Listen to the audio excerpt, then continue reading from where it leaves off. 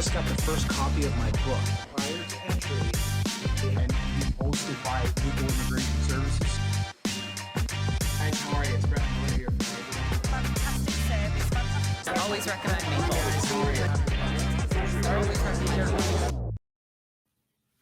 Hi everyone, it's Brandon Miller here from Second Passport. Today's a really special day because I've got a really awesome guest here, and his name's Marc Belaiche, and he runs TorontoJobs.ca. Outside of that, he actually has been in this game for a while as a recruiter. He's got a book, Tales from the Recruiter, which I'm going to ask him to let everybody know about a little later on. And he runs a number of different events, which we'll talk about at the end here as well. But today, what we're going to talk about is the top 5 employment tips prior to coming to Canada. Now, if you've listened to anything that I say in my stuff, I'm always a huge planner, and I want to see that people are actually have a plan in a number of different things, not only for immigration, right? So a lot of things, what you'll see when I put together, you can see it right on the book, planning, implementation, and settlement. Settlement is where you have to do things like getting a job, you have to get settled in, you need accommodation, you need all of these things. But a very important piece is the job. So that's what we're going to talk about today. And part of what I want to do is I want you prepared so that you can actually start preparing prior to coming to Canada. So Marc, thanks for joining us. How are you, man? Great. How are you, Brandon? Thanks for the invite. I'm good. And thank you for doing this. I know that everybody, when they want to come to Canada, everyone needs a job, right? And well, if you don't, then good for you. But most of us need a job. So thanks for this. So Marc, why don't you introduce yourself to everybody here? Terrific. Well, thanks again, Brandon. So yeah, I've been in the recruiting industry now. This is my 26th year. I got into it back in 1995, which is such a just such a different time period back then compared to what we're going through now with the pandemic and what we have over the last year or so. I've been involved with so many different searches. My main thrust of what I do every day is helping people find jobs and helping companies find employees for their positions. And in addition to that, we run some virtual events, as you had mentioned, and we also have a job board as well. So we help companies post their positions online. People post their resumes and do searches directly on our website. That's awesome. So you're actually interacting with both sides of the equation, both with the employer and the job seeker. So that's great. Okay, cool. So let's dive in. Tip number 1, there we go. Canadianize your resume. So what does that mean, Marc? Well, so when people are applying to me, I get resumes from all over the world every day. And some people use the format of resumes in their country, whatever that is. And they just assume that their resume format is the same worldwide. So there are differences, there are a lot of differences from other countries when it comes to Canada. So for example, you don't want to include things like your date of birth or your citizenship or your religion or how many kids you have or whether you're married or not. These are areas that are protected in the sense of they can't be discriminated on when a company is hiring you. So whether you have kids or don't have kids, a company can't make a hiring decision based on that. So you want to Canadianize it. You want to scrub those things out, and you want to remove your picture, for example. That's not part of the Canadian way. It may be where you're from, but not in the Canadian way.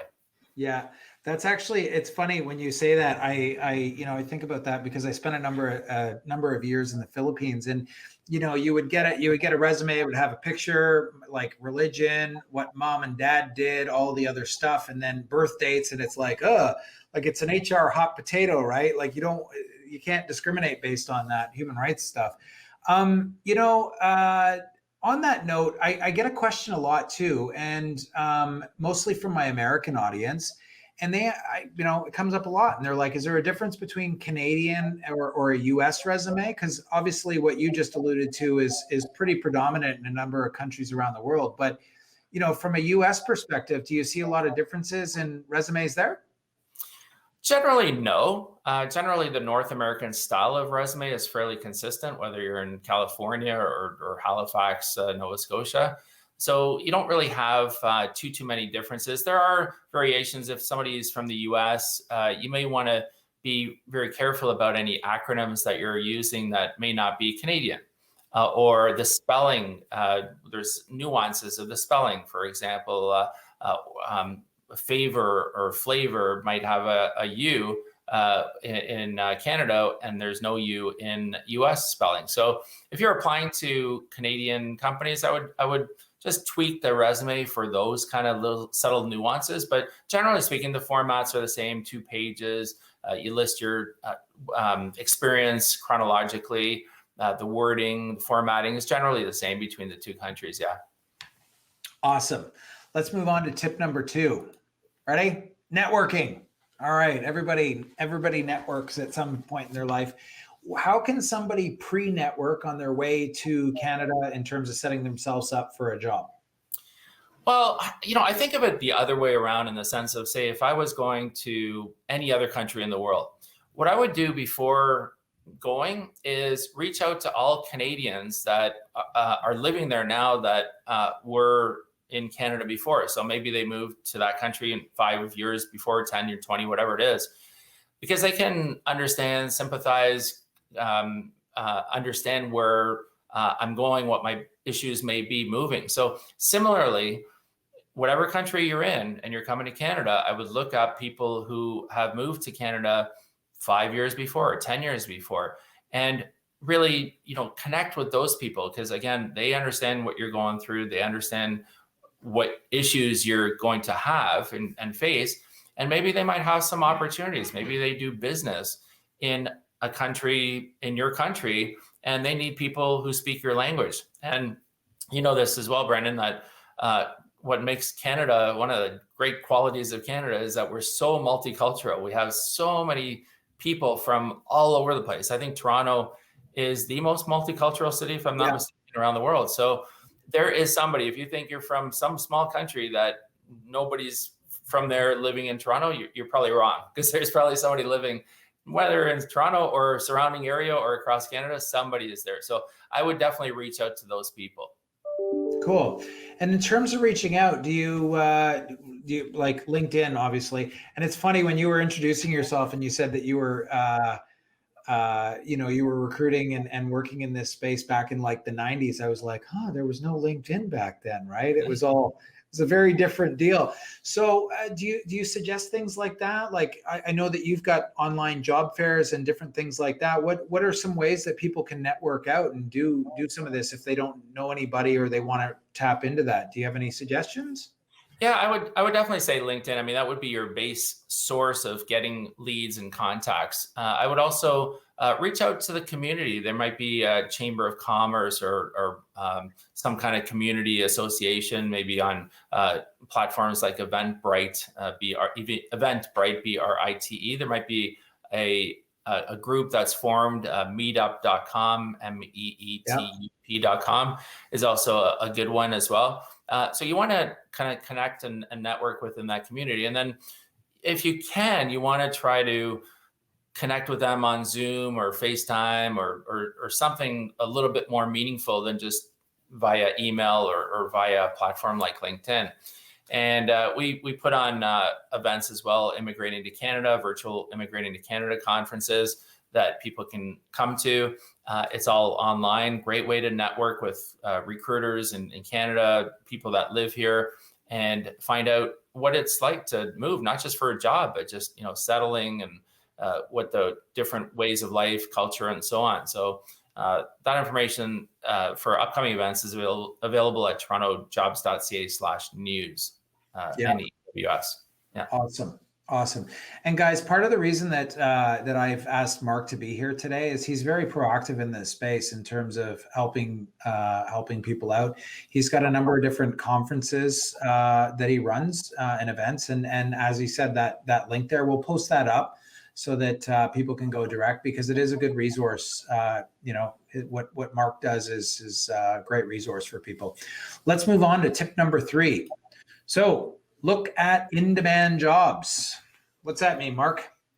Well, you want to know the market, and every country, every area within Canada, which is such a broad country from east to west, there's little pockets of activity in certain areas. So one area might be more manufacturing, another area might be more financial services.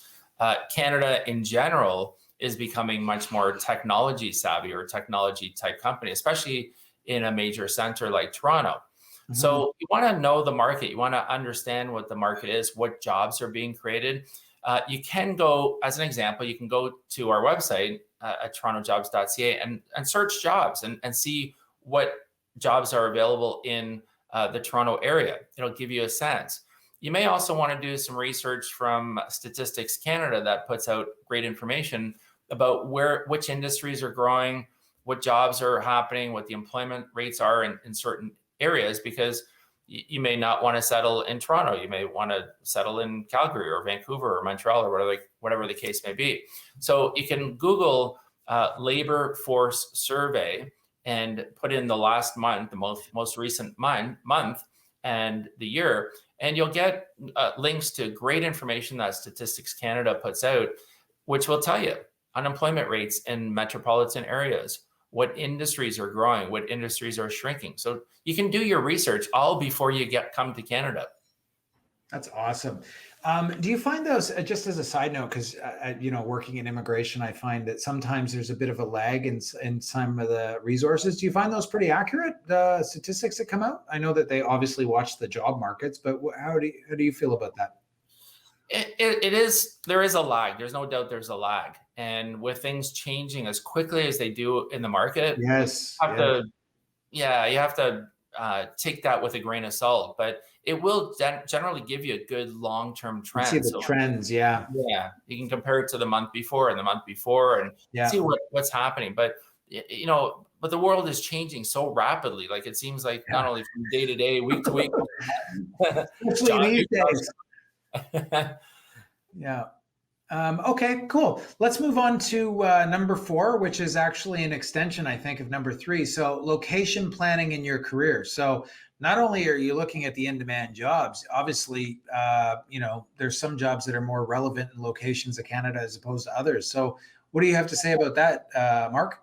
Well, I think, the jobs we talked about, kind of geographically, what areas, but there's so many nuances among the different cities across Canada. Do you want to work? Do you want to be in a small town? Do you want to be in a larger town? The cost of living is very different from city to city, metropolitan area to metropolitan area.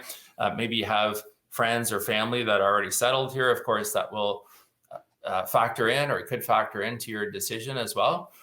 It also depends on the pace. If you want to be in a fairly fast-paced city, Toronto is kind of one of those cities. If you want to be in a slower pace, out east might be a little bit of a different animal. And the only other thing I'd say about that is that with the pandemic, it has kind of a little bit changed the workforce and kind of where people are working from and where they can work from. And it hasn't really settled into companies kind of saying, hey, we can look for people across Canada instead of just more local. But I think it is starting to happen that way, where companies are starting to be a little bit more open and maybe a bit more flexible and understand that if people are going to work from home, what difference does it make if they're located in Vancouver in the west or Halifax in the east? So interesting transition. It hasn't really played itself out quite yet, but it's kind of slowly moving there. Yeah.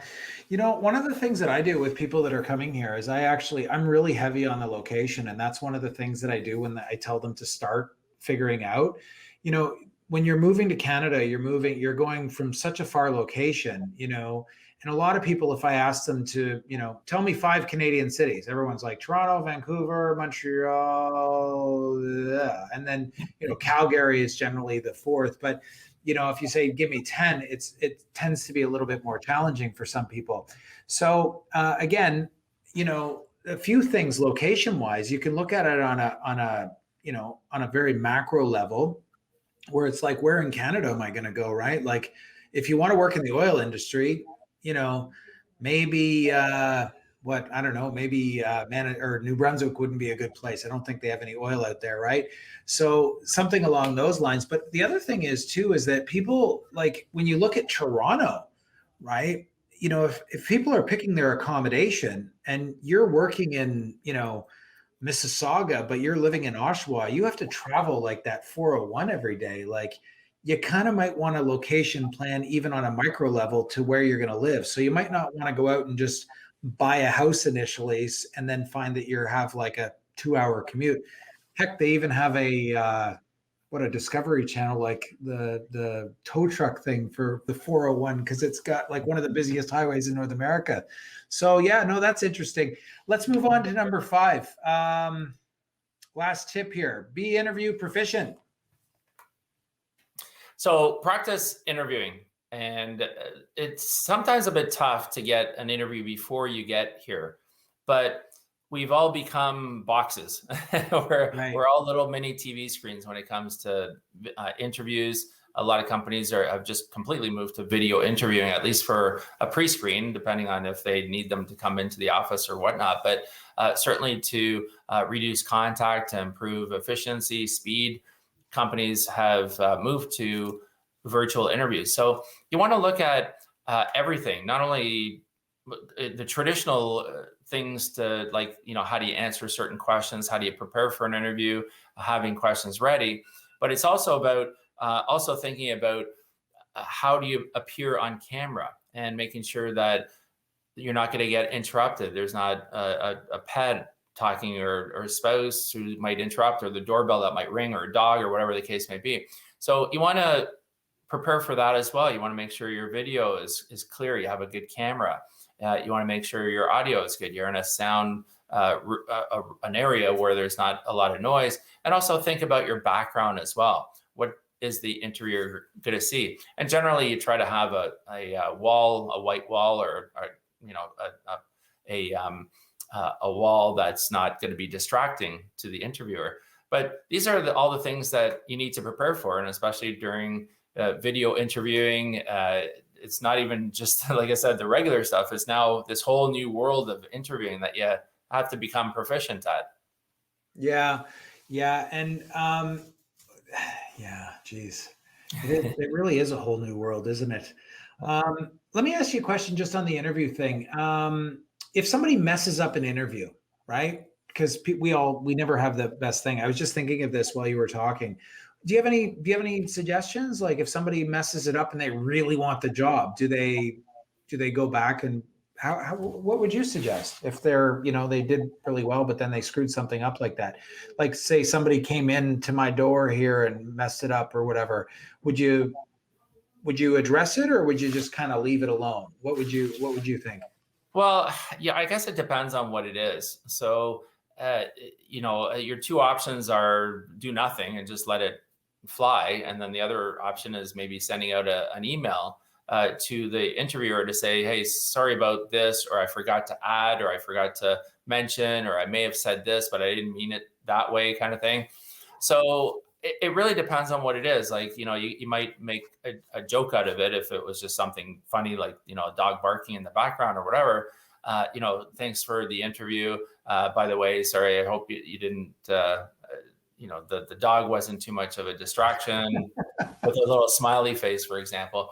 But if it's something more major, maybe you feel you said something that you probably shouldn't have, or you need to elaborate a little bit more, then yeah, I would follow that up with a message. But the one thing that I've learned being on the interviewer side for all these years is that most interviewers don't even realize that there was something that happened. And right. You might think, oh my God, I said the wrong thing. And the interviewer, it just went completely past them. They were making notes. Maybe they had their head down. They were typing while you were talking. They may have not picked up on something that you feel is like, I'm not even going to get called back because I said this. So most times it's like that. Most times it's like the interviewer didn't even pick up on whatever it was that it was. But if it makes you feel, that you can sleep better at night, send them a message. So, Awesome. Listen, guys, we're going to wrap it up there, Marc. That's fantastic. So again, this has been the top 5 employment tips prior to coming to Canada. We're also going to have Marc back because he's going to talk about what happens when you actually arrive here, and we got a top 5 of what you can do there. But prior to leaving, Marc, I'd like you just to let people know where they can find you, and just give them a little bit more information on that. Do you want to give us a bit more there? Sure. Yeah, so they can certainly connect with me on LinkedIn. I'm on all the other social media as well: Facebook, Twitter, LinkedIn, Instagram. I did write this book called Tales from the Recruiter. It's available at talesfromtherecruiter.ca. And I do have a character in this book of somebody who's new to Canada who doesn't know how to find a job. So it has some good tips in there as well. You can also check our website out, TorontoJobs.ca, and you can subscribe to our YouTube channel as well. We have a lot of great videos on there too, on job search and interviewing and resumes and so on. So lots of great stuff. Awesome. Thanks a lot, guys. Thank you. Listen, I'm just going to leave it at that. Again, we're Second Passport, and you can find us at mysecondpassport.ca. And what Second Passport is it's a system that allows you to take a holistic approach to Canadian immigration. So we believe in planning, implementing, and settling. And part of the planning is what we kind of just went through today: pre-planning. You got to actually do a lot of the work before you actually arrive in Canada, and this is part of it. So again, thanks Marc for doing this. I know, I always love listening to what you have to say, and these are really great tips, and I hope that it's going to help some people out and they can get sorted out. So thanks again, man. Thank you, Brandon. Thanks. Take care.